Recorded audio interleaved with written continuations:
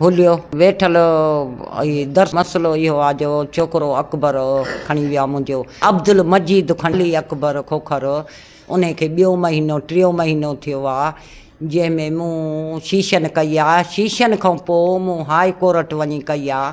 High court में अॼु 29 तारीख़ सुनवाई हुई। अकबर खोखर उते आयो हो।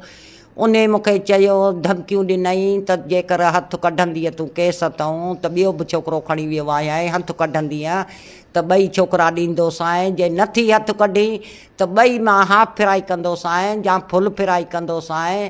हाणे आई जी आहे, एस बी आहे, DSC आहे ऐं सिंध आई जी आहे, लंजार साहिबु आहे। जेकर मूं ग़रीब मिसकिन जी मदद कयो, मूं न्याणीअ जी मदद कयो, जेका आवाम जेको आहे सॼो मोरे जो अवाम आहे मुंहिंजी मदद कयो ऐं मूं ते कुर्बदारी कयो, अदालतूं मुंहिंजूं कयो नाइजाइज़ी आहे। मुज़िन अदालतनि खे बि अपील थी कयां त मुंहिंजी मदद कयो। मां अर्ज़ु थी कयां त मां अपील थी कयां त मुंहिंजी मदद कयो।